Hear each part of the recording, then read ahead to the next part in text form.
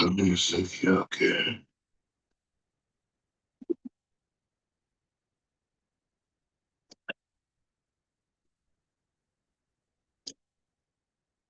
Yo, yo, yo. So, okay, so just to continue on, we're gonna go into the rom call shortly. Um,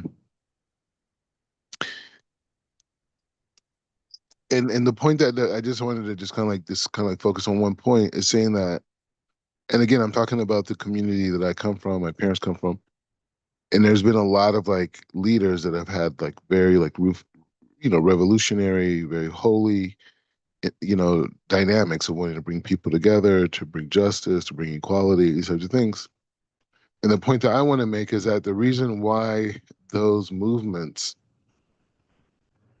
were not successful in terms of achieving their ultimate objective, right? I mean, there may have been progressions, and that's not that you don't want to take that away, but the objectives were not, the end product was not met. The end goal for society was not met, right?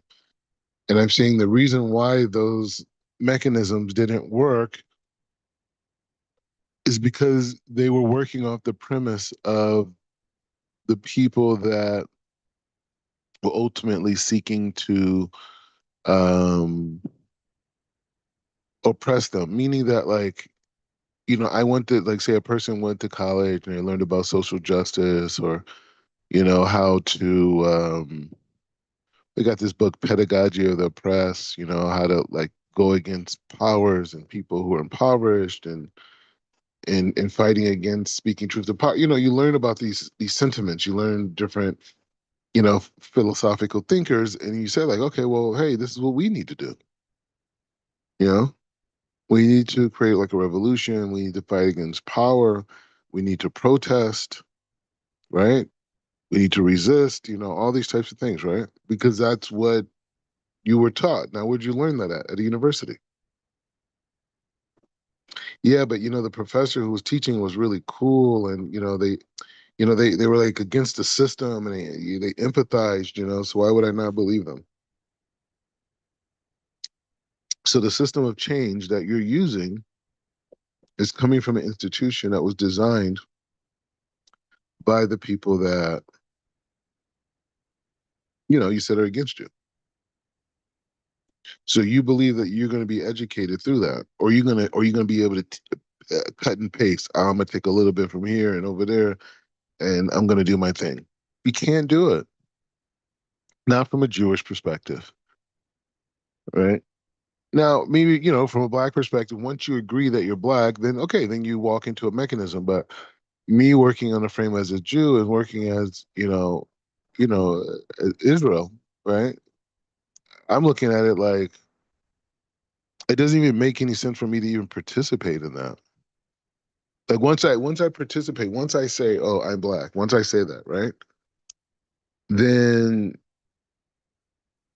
there's a whole set of scenarios that now I'm subjugated to, right? Like, so for example, like if I go to the bank and I want to get a loan, right, and I put African American down. Now, we know that there's an effect to that, right? Or buying real estate, or many other things, right? Health, medical care, all types of things.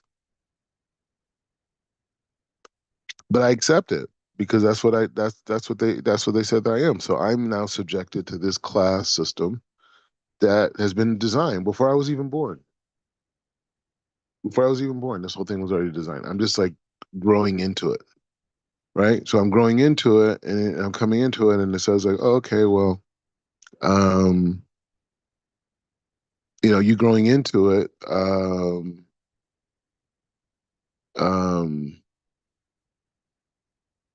this is what reality is, and you're just like, wait, why is this my reality? Because we said it was. Yeah, and these are the rules that you're subjected to because of this reality that we created for you. And I'm saying like in 2025, where you got people that are like literally saying like, "Hey, I'm a woman," and they got the same genitalia that I have, right? And people are fighting for that. Like they're like, "Hey, how dare you? How dare you? challenge how he or she perceives themselves. What type of rule and cruel person are you to challenge how this person feels about it? He is a he, she, it, cause that always. That's what he is now. He, she, it, that, cause always. That's what it is. And you have no right to tell that person they're not that. Because you're a cruel person. That's why you want to take away. So if they can say that and normalize it and start to develop policies and laws and legislation to support that and to protect that thought, why am I sitting up here accepting anything other than the best results of what this society has to offer me? I think it's a fair question, right? Because they gave me a class system by me accepting this definition. And and the thing about it, white people, they so far gone with it, they got movements of like, hey, if I identify as an animal, I have a right to, right? And you don't have a right to infringe on it. If I want to identify as the opposite sex, they've surpassed the concept of just, supremacy. Now it's just adulteration, whatever you could come up with, right? And again, I think it's all to my benefit because if they can redefine, so can I. So can I. And in the wealth distribution in America, I should not receive less of it because of a definition that someone else wanted to apply to me. They want me out of the money. They want me out of the money. They want me out of the action. They want me by, well, you black, so you got a black lane. Work the black lane. We're gonna put a few of you blacks in there. You guys can wrestle it out, and whichever one of you guys survives, we'll give you some crumbs. But you guys are black, okay, and we're white, and not only white, we're white men, and so we're over here and you're over there. We're white, you're black. You get it? So I'm looking at it, I'm like, well, if your basis of trying to create a separate situation than me, right? Like if your whole thing is like, okay, well, I want to be able to monopolize this wealth distribution through this class system that I created. That's what it is. So if that's your mechanism of power, then I gotta sit back and say, hey, well, you know what? I'm gonna take that power away from you. Because now we're in the age of morality. We're in the age of new self definitions, many of which were created by your brother and your sister. And now that they were sister, and now they're brother, and now the sister and are now the sister, was something like that, right? But the point is the thing you guys created that. So now I'm looking at it like, well, because this is a wealth distribution issue. Why am I allowed to sit there and allow a person of a different skin tone of me make more money for the same amount of labor? I don't understand that. That's weird to me to accept that. So how do I deal with that? Well, that means if you're saying that your authority is based off of a skin tone, that I have to remove that perception because that is not God's will. That's against God. That's anti-Mashiach, right? So I have to remove that situation. So people think it's like, it's a situation where it's like, oh, well, I want to explain to, white people to accept that we're all souls and we're all together. No, no, no, no, no. It's not that nice. I'm coming from the hip hop generation. We're not that nice. It's about rolling up and saying like, hey, I take away your white card. And my way of taking away your white card is bringing the God card. So either you believe in God, which means that we're all souls, or you're a denier of God. And that's okay too. At least we're clear. At least we're clear. And that's what this is about. So when you talk about, you're talking about redistribution of wealth in America. Like, Trump's screaming $21 trillion. I'm bringing in $21 trillion. He's screaming it in front of the Saudis. Now that I look at that, I'm like, oh, you know what? I need to eat on that. I need to eat on that. And so I'm looking at it like, and my family needs to eat on it. And so my thing is just like, well, this idea of like there's like a white people table and a black people table. That doesn't work for me. I mean, maybe it works for you guys. I'm not talking to you guys, but I'm just saying in general, maybe it works for other people. That doesn't work for me.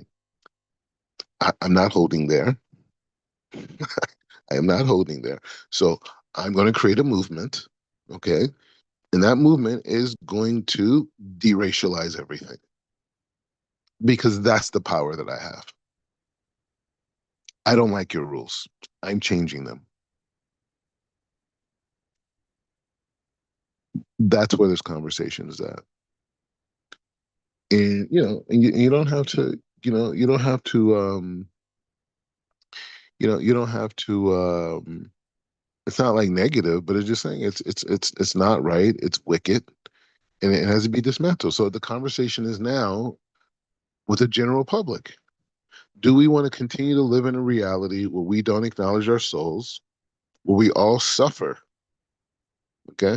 We all suffer, and we're going to take in an ideology of race and ethnicity that was created by evil people for the purpose of division and control and conquer. Is that what it's going to be? Now, someone could say, like, oh man, you can't say that. Yes, you can. Today, you can say that. Why? Because we're in an era of globalization. And in order to have, real connection through globalization, you have to decolonize, right? You have to decolonize, right?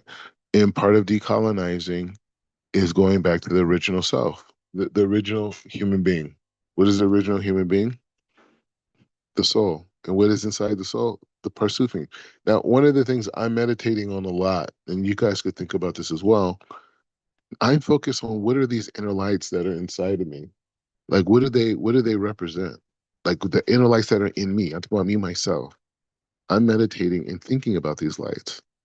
And I'm connecting to those lights. And I'm asking Hashem to help me bring those lights out, right? I want to bring more of those inner lights that are inside of me out. I want to share more of that, and I want to connect my inner lights with other people's inner lights, and not just other people, even nature.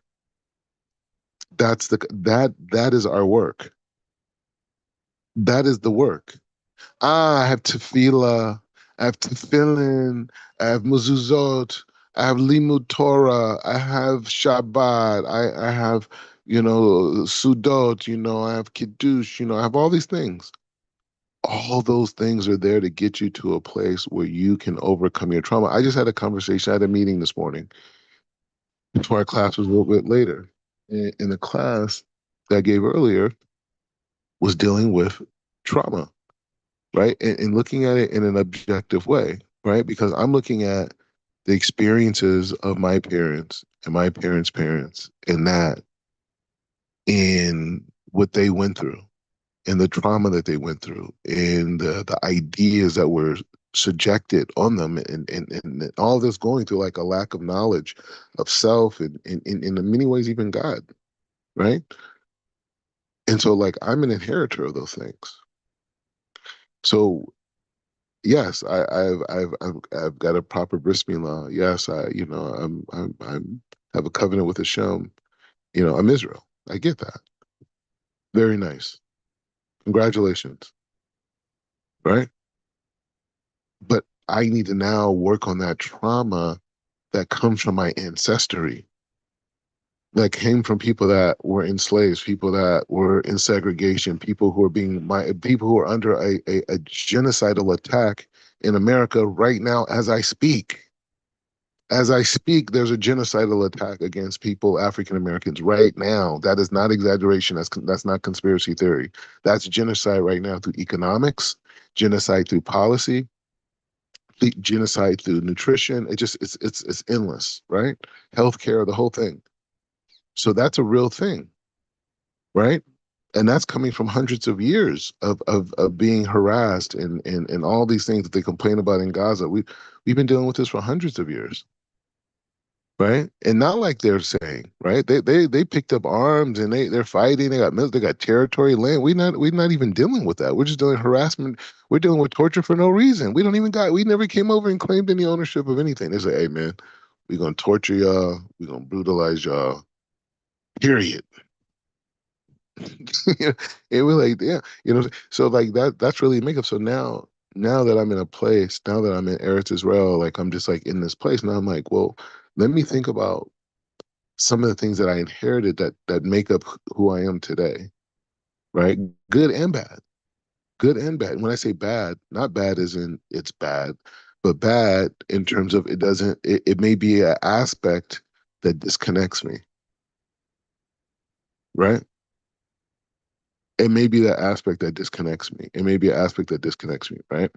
So the point is just saying that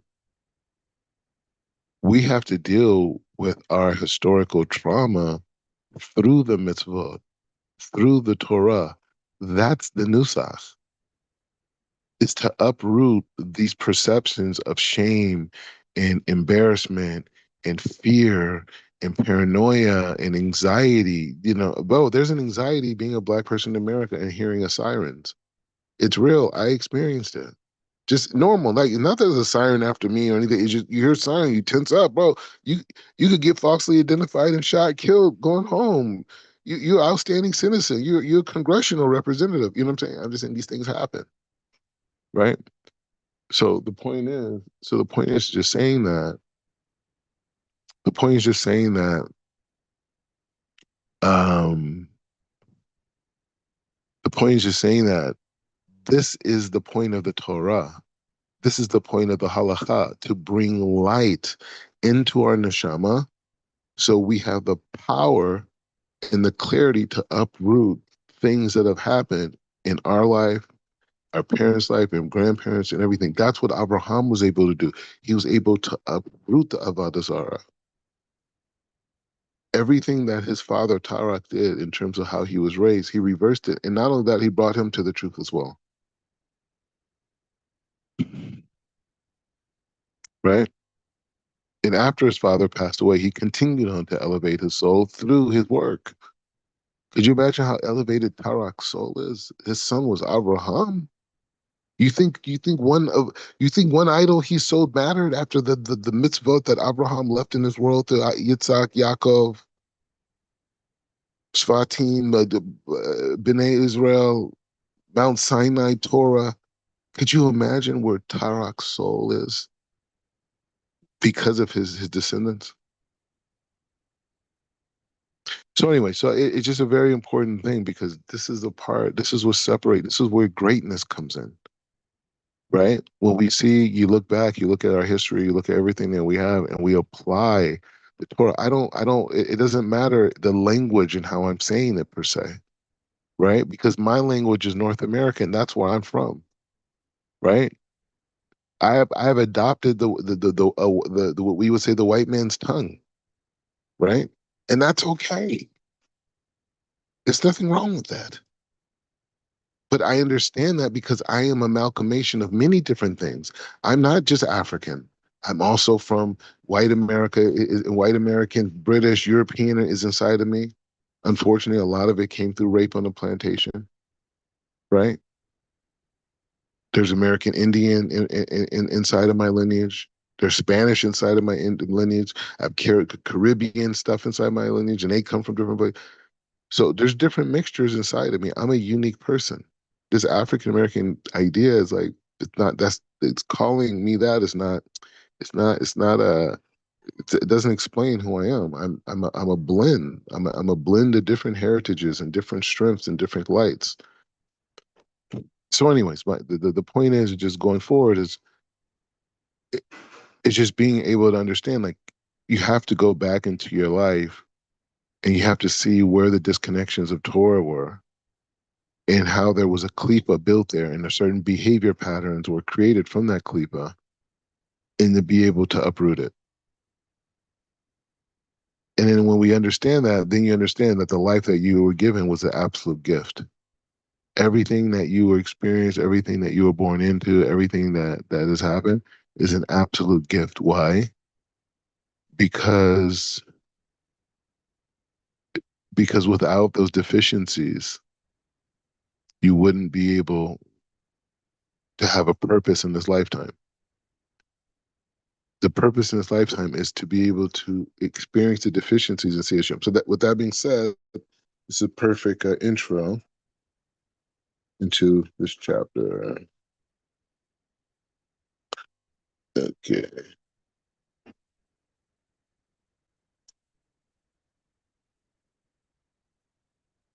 Okay. So it says like this. It says, Maha Kadama Kalalit. So he says the rules of good and evil and the rules of unity. Okay. Basim son ha shoresh shelichul ha devrim lifi ha hanagat ha olam ad hasof perirosh. Okay, so he says, all right, so this is Ramchal is being. So you understand this is a new era that we're in right now, right? We're about to go into this deep understanding of the cuff, the physical reality, the world that we live in right now. That's what we're going into. So he's saying it is rooted in the Simpsons. So he's going to read. This is Ramchal's words, and then he goes in, and then there's more in depth explanation of these words as we go on. He said it is rooted in the Simpson that the government of the universe should follow its course until the end. So this is part of the Simpson that the structure. So when he says government or governance, he's speaking that this is a collection of lights that have a specific functionality, right? And so these specific lights with functionality, he's referring to that as governance because the functionality that they have, those are rules in essence, right? This light is like this. So the lights of the Simsun, that aspect of the Simsun, this idea of the limited, the unlimited going into a frame of limited, he's referring to that, and he's saying that that limited reality has a certain set of rules that has to do with the universe to follow its this course into an end. So there's an end already built into this physical expression that we call the Simpson. Okay. So this means that flaws can exist, but in the end, everything will return to the final state of repair when the true essence of God's unity will be seen. I think you guys understand that clearly. In accordance with this pathway, the axiomatic law was instituted that would eventually bring about the formation of a realm of existence based on good and evil. So this idea of saying that the physical world that we live in, like although you may see it as a flaw, it is a perfection because at the end product of this experience is going to lead to complete unity, right? And he says, so this idea of good and evil is based off of part of the program. So the part of the program of the Simpson, right? So if you said the Simpson, like if you like say, I was going to interview the Simpson on my blog, right? And I say, hey, Simpson, so tell me about yourself, right? Like, what's your thing? Like, what's your main purpose? He would say, like, oh, well, or she maybe, right? But he would say, like, my purpose is in essence to take the infinite light of Hashem and to put it through a process where at the end of it, it reconnects to that unlimited light. But through that process, and what makes me unique as a Simpson is that during the middle of that process, it's going to seem like there is no end, that it's monotonous, that there's massive space. But that person has to overcome that. They have to go past that level of thinking and to be able to see that no, this is part of a process. Okay, so he says, he says, okay, so he says, in God, and he brings a verse from Ecclesiastics, God made also this one against this one. This means that the entire array of the Sphirot was to unfold on their own levels with all that they generate, all with a view of bestowing good, while a created realm was to be brought into being that would involve every kind of defect and lack of goodness. This is called the other side. Let's read that again. This means that the entire array of the sphere was to unfold on their levels with all that they generate, all with a view of bestowing good, while creating a realm that was to be brought into being that would involve every kind of defect of lack of goodness. So that's an interesting point. So he's saying that the physical reality, the essence, forget about how it's expressed, but the essence is that the world was filled with good, right? But in order to, you know, manifest the depths of that goodness, there had to be a force seemingly equal, not fully equal, but seemingly equal of the complete opposite, right? Which we call darkness in these types of things. And he said this is called the other side.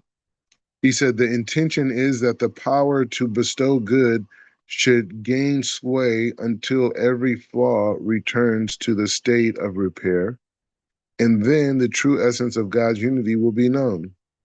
עד עתה דברינו ממנה שנעשה בראשונה וחידוש, okay, הדרך. So he's saying like this. So he's giving this is the commentary point on where we're at as it relates to what we've learned so far, right? So he says until this point we have discussed what happened when the path of limitation was first introduced and how it's bound out in with the unlimited. From this point on we will discuss how things develop afterwards. So he's saying before we understand how the light was, a limited space, it became limited, or the unlimited or the limited light coming from the endless world. We're clear on that. He's saying, but now we're dealing with this manifestation of the Simpson, the Mishu, the residue. What is the person? And that is the world that's around us, right? The world that is around us is the Mishu, is the residue. It's only the lowest part, it's the dust on the bottom of the feet of creation, right? And so us understanding that, so now, but even within that limited perspective that we call Mishu, even within that, we have to understand what that is, right? We have to understand what that is. And meaning that understanding what that is means, in essence, that there's levels within the residue itself. And that's what we're going to understand. We're going to learn right now how the physical manifestation of creation works. Okay. So it says, so similar structure. He said this composition is in three parts. He says part one, it is rooted in the Samsun. This explains that what was embedded from the outset in this first act of Samsun in accordance with what was destined to develop from it. All right, so this explains what was embedded from the outset of the first act of Samsun according to what was destined to develop in it. I kind of want to hear more about that. And he says part two is in accordance with this pathway. He said this explains what developed out of its roots. And this explains, part three is explaining the purpose of all of this. Okay, halakha aleph. Okay, so all right. All right, so Beisim Sun Ha Rishon Ve Sheiku Hadavarin Lifnei. All right, so this is the first part, and is dealing with this idea of, he said it was rooted in the Simpson. The government of the universe should follow its course until the end. This means that flaws can exist. Okay, it says Veze ki kaver shema'ata enk rach zota haye kol chachmata beha kabbalah. So he says you have already heard that you've already heard that the only intention of wisdom, Chachma, of Kabbalah is to understand the government of the supreme will, and for the purpose he created these different creatures. and what he wants from them, what will come at the end of all the cycles of the universe, and how all of these strange cycles are to be explained. For the Supreme Will himself already calculated the entire cycle of government, ending with a complete perfection. When we speak about the spheroids and the worlds, we are explaining these calculations and measurements. So this is, if you learn the Rav Ashlag, he talked about the idea of, the perfected world is already created. The world of Mashiach, the world of Mechayeh Hamatim, all that it's already functioning as we speak. Me, you, we're not there yet, right? That future world is already there. We have to go through this tikkun process in order to get there.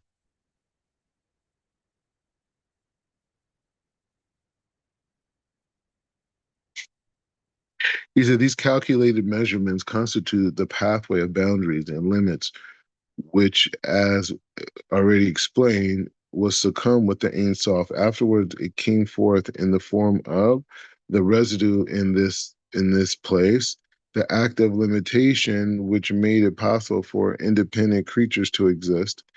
This is called place, makom. While the revelation of the realms of limits exists itself, this is the residue left from the light of the Ein Sof. So he's saying this. So he's explaining this idea of space, time, space, and motion, right? This concept that makes up reality, right? This is what he's saying is the residue, right? These lights being manifest is manifest in time, space, and motion. And also with physical beings, living creatures, all at different levels, right? This is all an expression of the Mishu. And the Mishu is an expression of what? The light of the Ein Sof. It says, Nimsa ha ma'aseh harishon ahu ha makom ha na'aseh Beis Simsum. So he says the first act was the act. So now he's going to explain the Simsum. But do you understand what's happening right now? He's literally, when we talk about the Simsum, okay, it's a big concept, right? Now we're learning step by step how Hashem manufactured it. The first act was the formation of the place brought about by the Simsum. This place was the first. This was the first innovation produced by when the Ein Sof, blessed be He, removed his limitation. This gave the existence of a new pathway so that it could be revealed and operate and operate. He says the pathway of limitation is the order underlining the course of government of the universe. If so, it is rooted in the Simsum that the government of the universe should follow its course. Okay,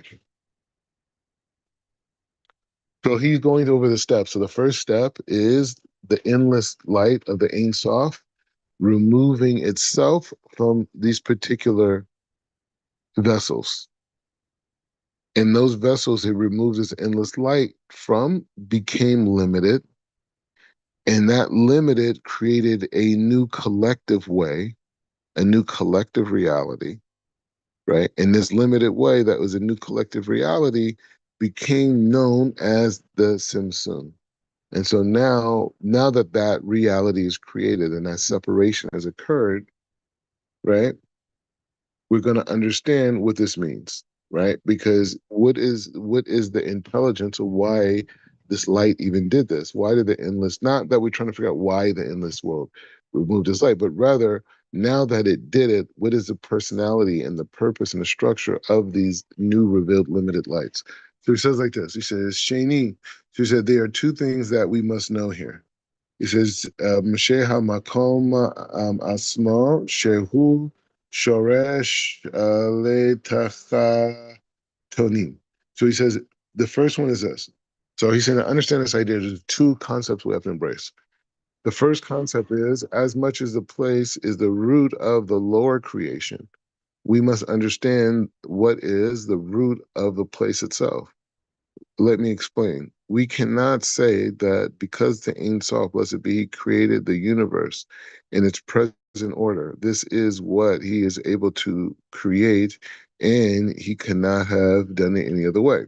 So he's saying, like, the first concept, embracing this, is to say, like the expression of the Simpson, expression of this idea of the Ein Sof is like, wow, now I understand God and his capabilities through that. Please do not make that mistake. And he says an example of such an argument would be to say that exactly so many worlds had to be created because the light of the first world was so great that it was impossible for creatures to receive it. A similar argument is to say that a given thing is necessary because it would have been impossible without it. But we cannot say that the Ein Sof, heaven forbid, force to act in this way. We must understand that the Ein Sof is completely all powerful, possessing every kind of power that the mind can and cannot grasp. It's a sof daver. So I think we got that right. Sof daver lo shum. Gaver velo da shum mikara. Achare hafashar. Okay, so he says at the end of the matter, it is that there is not a single limitation or another accident that we can possibly ascribe to the Ein Sof, except that he's the master of all. And the natural world that we see and experience with our eyes and other senses was made by him just as it is, with all the sense of perceptions to which gives rise. But he is in no way subject to the limits of any order or law. Whenever we say that something would not be possible without a certain given factor, what we mean is that according to the way of the generation and measure, it would have been impossible otherwise. He says, thus it is true to say. So he was going over this idea of saying that just because we're getting a structural design, again, we it doesn't mean we understand the mind of Hashem.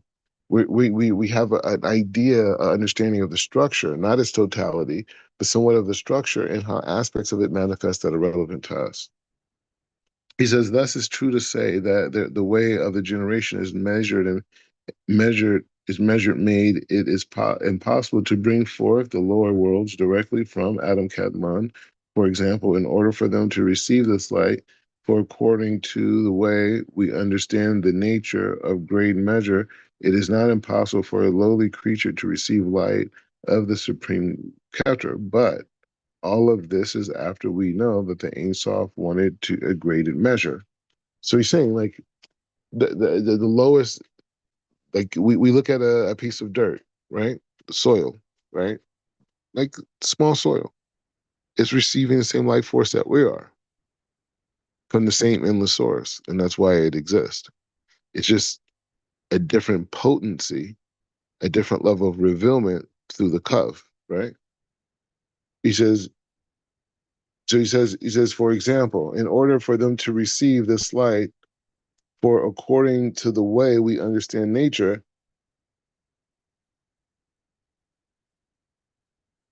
yes, in greater measure, it is not possible. He said it's not possible for a lowly creature to receive the light of the Creator. But after this, but all of this is after we know that the Ein Sof wanted a great measure. If the Ein Sof had not wanted this, it would not have been done anyways. He chose. He says, Nimsa Lifi. He says, according to the thing to be understood about the government of the world is that it depends on the grade and measures. This is the first foundation that the Ein Sof, blessed be He, willed, and the place was made according to his this will. The very fact of the Simsun itself shows that he wanted a graduation in measure. If not, the Ein Sof, blessed be He, would have made the lowest of our creatures according to his will without any symptom whatsoever. So he's saying this idea of like levels, like the fact that we have levels, these grades. How do we know this? By based on the fact that the will of the creator expressed through the Ein Sof created this dynamic of the Simsun. So these different levels of manifestation of his light Hashem wanted us to see, wanted this to be known to his creation. So it's the fact that the Simpson himself shows he wanted a grade and measure, for if not, the Ein Sof, he could have made the lowest of all creation according to his will without any Simpson. So he could have done it the opposite way, right? In any way that we understand the Creator, we understand the Creator could have done it another way. So he did it this particular way because there's something for us to learn, gain, and receive from it, right? He says, on the contrary, the Simpson is the first foundation that of what we are explaining, since he wanted to contract himself in order to bring forth creatures. So that it was a limitation of light that brought through the Mishu to be able to exist. Clearly, he wanted to put the lights on a level corresponding to what was to be born out of it, and that is why he removes. That's why he removes his limitlessness from there, bringing forth the place came forth, the pathway, right? The he said that's why that he removed his limitlessness in his limitlessness. Wait, hold on. We got traffic coming through. Okay. So anyway, so he says since he wanted to contract himself, so the fact that he wanted to limit himself to bring forth this deeper level of creature, right? That exists. He says that is why he removed his limitless from here, bringing forth the place that came forth, the pathway of government, right? Graduation and measurement through certainly, if he had not contracted his light, he could have brought forth creatures into being anywhere. So he's saying a key point, right? So everything we're learning, it could be done differently. So don't just think like, he's trying to remove any ego from this. Like, oh, we understand God and we understand God's work. No, we have a structure that we can comprehend at a level that we comprehend. But don't think we understand the Creator and His will and His abilities through this. Don't make that mistake. Im kim livachin ata. So he says, if so, we may say that the roots of graded, measured, he says, measured government lies in its place. If we so, then the roots of the levels measured in the structure lie in the place itself. Yes, but the place of created realm and being should be one of graduation and measure. Sorry, gradation. Sorry, gradation and measure. Sorry, I know I said graduation. I was thinking about Kanye's first album. Anyway, so okay, so gradation and measure as opposed to one that follows some other pathway is rooted in the Simpson itself. So this idea of levels, right? This is part of the process. It's like when we see a seed go into the soil and that level of seed expands to the level of roots, and that level of roots expands to the level of like trunk, and trunk expands to the level of branches, and branches expand to the level of leaves. Or we see our children. I don't have children, God willing, soon. But and everyone else who shall have children shall have them very soon. But even when we see the concept of children, how they grow, right? The seed of the conception, right? The seed of the conception, that the total existence of that child was there, of who that child was going to be. Everything about that child is DNA, everything. But Hashem created a mechanism that not only does it have to go through 9 months in the pregnancy, but then they spend a life to 120 to manifest that after that process. So now we ask ourselves, like, I mean, if we're really thinking in life, we will sit back and say, wait, why did Hashem create a world where everything that happens in these processes, everything happens in level, all growth, all expansion happens. Why is it like this? It could be instant. Why is it like this? Now you know. Because this is the way Hashem wanted it to be. And this is how he designed the entire universe. The whole universe was from one level of limitation, from endless to limitation. And within limitation, there's this frame of bringing out even more light, right? And that bringing out more light and limitation is physicality. This is how everything's reflecting that. So not never now. I mean, I'm saying like maybe you have a different opinion on it, but at least we cannot say that we don't have a reason why. You know, the elder. He works like a lot, like how he's on the on the countryside. So he's seeing things grow more than maybe us in the city. Metropolitan, right? And so when we see that and we connect to that, um, you have to ask yourself, why does it grow this way? Why does it decay this way? Why does it grow again this way? Why does it decay this way? Okay, so let's keep pushing it. She says, on the basis of what we have explained here, you can understand that it has not, if it had not been for the Simsun, even though the places was included in the Ein Sof and potential, it would not have been emerged in actuality. If so, the Simsun was a cause of the place, which yet it could have come into being in some other manner. So he's saying, like, even though we understand the pattern, you see how the genius of this and how we develop humility. On one hand, this is how it manifests, right? It went through this process. This is how it manifests. But on the other hand,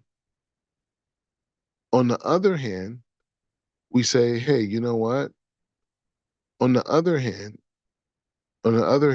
we say, hey, you know what? It could have been done a completely different way. So we're not locked in. We accept, right? When you're in like academic, right? You read something, you know it. This is what it is. This is the structure. What we're saying is not that. What we're saying is something different. What we're saying is like, no. What we're saying is that this is the way we understand it, but Hashem, this is not an indication of us having an understanding of the thinking of God or the depth of his thinking. We're only going off the basis of what we're able to understand our level through a structure, and whatever structure we think we have, don't think that we're understanding the depth of God through that structure, but rather we're experiencing God's mercy, that we have some type of a pattern that we could follow to be under to understand more aspects of God's greatness, right? And so it's that duality of both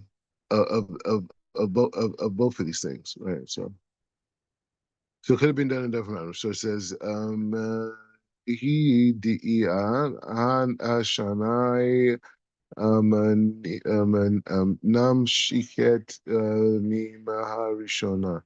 So okay, so here's the second thing, right? So the first thing I guess he wants to clear up anything in these type of mistakes and potential about desired thoughts. And he says the second thing we have to know derives from the first thing, is that the degree of the actual sensum itself is what made the place what it is. Okay, so it's so when we look at a tree, the tree is an expression of the Samsung. That particular tree is a particular expression of the kingdom of tree that expressed by the Samsung. Just the same thing by us. And he says what this means is that even in following the pathway of limitation, the world could have been made differently, right? So he's saying everything could be made differently, but it's made the way it is. For the all powerful certainly includes everything, and thus a variety of different possible kinds of places could have been brought into existence for the lower realms, all included in the all powerful. If so, only that which the all powerful wanted to leave from among all the different hypothetical possibilities actually remain as the place made for the lower realms and beings. So, so you get that. So again, we're reiterating this idea of, yes, this is how the physical world is designed, but it could be totally different. So the ikr, the essence of this whole point, the main idea underneath what he's explaining is to think that no, that we're going through the structure, we're going, we're going through the structure, and we're not doing the structure thinking we're understanding God's thoughts. or the thinking of the depth of Hashem, and what Hashem's thoughts are. No, but rather this is a structure that allows us to understand at our level how God's light manifests. But again, that doesn't mean that this is the totality of creator. And he's just reiterating it, and I guess it's important for us to reiterate it because we don't want to make that mistake as we venture on to think that we're understanding the depth of God's thinking. What we're doing is we're understanding structures. These structures give me the ability to comprehend how God's light manifests in this world. That's it. Okay. All right. So, okay. So he says, if so, only that which the all powerful wanted to leave from among all the different hypothetical possibilities, the place he remained as a place made for the lower realms and beings, and how it was that he says, and how was it that this remained? He says, that which was he did not want to exist departed, including all the possible places that he did not actualize. If so, we may say that the place that remained was determined by measure of which he removed. He removed more, the place would have been less than it is, yet the worlds would have still had existed. He says, had he removed less, the worlds would have been greater. He says, but they would have still had existed. If so, it is a degree of the Simpson that makes things go the way that they go now.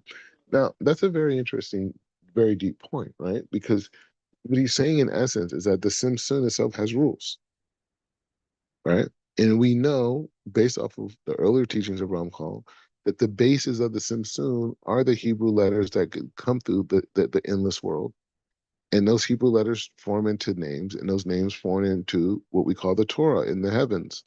The Torah in the heavens is the structure of the Simpson. All the rules of the functionality of the Simpson are going through is an expression of those divine letters. And that's why they're saying the world reflects the Torah, right? And so from that particular place, right, that the world reflects the Torah, the Simpson reflects the Torah. The world we live in reflects the Simpson. You see what I'm saying? And so so so when we're looking at the reality of the world, we're looking at a Simpson. So what is the concept of Torah observance, right? Torah observance from this perspective, not the perspective you hear on the streets, but from this perspective, Torah observance is nothing more than connecting to the governance system of the Simpson. The halakha, the halakha The halakha is nothing more than an expression of the laws of the Simpson. The Simpson is an expression of these laws. And the job of the Jew is to plug into the laws of creation. Now we understand what the laws of creation mean, right?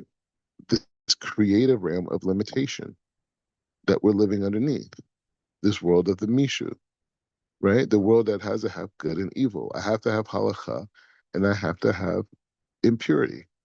I have to have the side of purity and the side of impurity. I have to have those two realities in order for me to follow halakha. So that was the created realm of the Mishu, that it has to have the perception of both reality. You have to have a modest woman and you have to have an immodest woman, right? God willing, in the future, there'll only be modest women. But I'm saying part of the level of development is to go through that process. She says, "Uhine ima nivakesh ta'alma shiri'od hazeh." And if we should, he says, if we seek a reason for this degree of Samsun, we could answer. He's reading a verse from Bereshit, and he says, and God saw that all he made, and it was very good. And he says, we cannot speculate about this, for it is outside the bounds of our knowledge, as explained earlier. Nevertheless, see how he's making all these separations so we can stay clear in thought and stay holy? This is how delicate he is, like a surgeon. He says, nevertheless, it is possible to give a satisfactory answer even to this, namely that the supreme will knew that turning evil back to good would only be applicable under a level measured order and not under some other kind of order.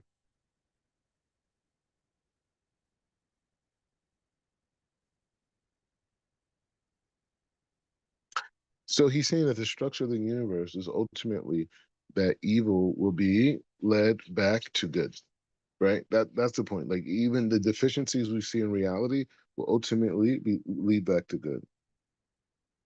All right. I mean, we did a lot. We did a lot. We're at 16. You know what I mean? We're banging hard. So let's stop here at 16. Oh, no, you got to remember the 16. Anyways, so we're on, it's only Wednesday, right? So we got tomorrow too, God willing. But we're on 16, and this is hard work. You know, we're grinding. You know, things are looking different around.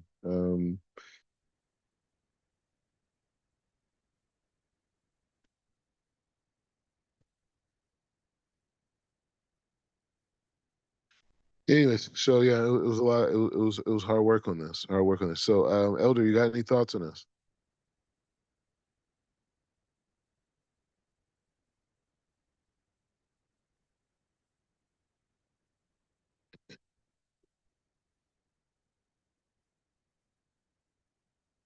Yeah, Baruch Hashem. Yeah, I think it's this is like really telling about just building that the appropriate vessel Hashem to pour off into. When I look around, like right now, this is the best time to get your soil prepared. For planting, right? And the idea is that this is the work that we need, this spiritual work that we need to learn the structure, the diagram of the infrastructure to the tool, in order to reach our full potential. And so this is just the way that the Rum Code expresses these ideas and presents them with also being a good teacher of teaching us humility and how to be able to have a dialogue and be able to discuss how Hashem has implemented this program, and still at the same time say that what this is how we're interpreting it. This is how we're seeing it. We're not saying that this is that it could be something totally different, but this is the way that we are observing this, and that's the way it is, and that's great humility. This is great leadership. Toda. Yeah, I mean that's a key, and that's why we have a tradition, right? And we have a tradition of men from generation to generation, even up to now to this generation, all the way from Mount Sinai, and different people, how some people got into Judaism, how this, how that, people this, all different reasons. But bottom line is God has chosen individuals in every generation to continue on this discussion, right? And the main idea you read from all the sages is humility. Like we're not telling you this is what God thinks. We're telling you this is how we understand it, how the Masorah we learn understand it. And there's other perspectives of understanding this concept, right? Like if you learn maybe other Hasidut, maybe they would describe Simsun and Do differently. And this is a very key important point. And this is something that I learned in the learnings that we've done together, is to understand that the language used by the Kabbalists are not definitive descriptions, right? Because like when you hear Simsun, you hear contraction, right? But what does it mean contraction? Oh, well, the light contracted from endless to limited. Okay, but what does that mean exactly, right? It means that some of the lights were turned off to a limited frame and others didn't. And the ones that were in the limited frame were in the Simsun. Okay, so what is the Simsun describing? Is it describing the lights being limited, or is it describing the process of how lights been limited? So my point is saying the language that the Kabbalists used is not to be definitive, but rather to give us mechanisms of conceptual thought that allow us to understand the progression of thought the teacher's trying to give, right? So when people talk about these concepts, oh, Simpson or the Paninius or the Igul or Yashar or, the Or McKeef or the Lelouch, any of these things, right?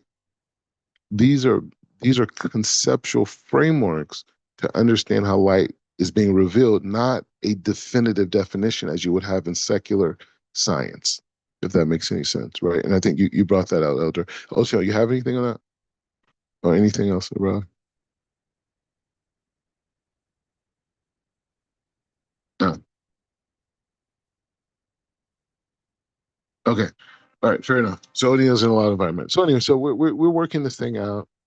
We're understanding the concept of good and evil have to exist, right? Because the whole concept is that there's an end product in this creation, right? So in order for there to be a process to get to an end, there has to be a space, right? And so we're saying that space is a place of concealment.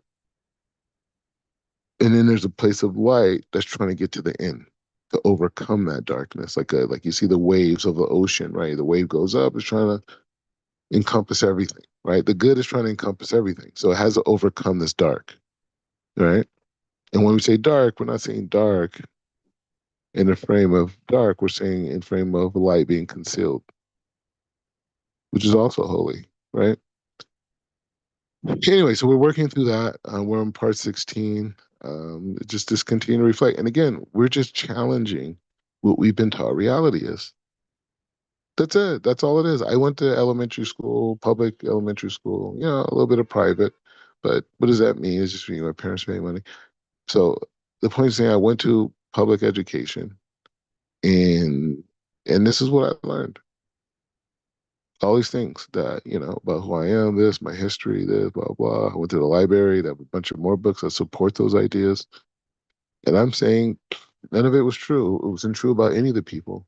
And the proof of their non-truth is the fact of the color identification and how the color identification and ethnic, you know, um, the ethnic descriptions, are divisive. They're literally making us sick physically.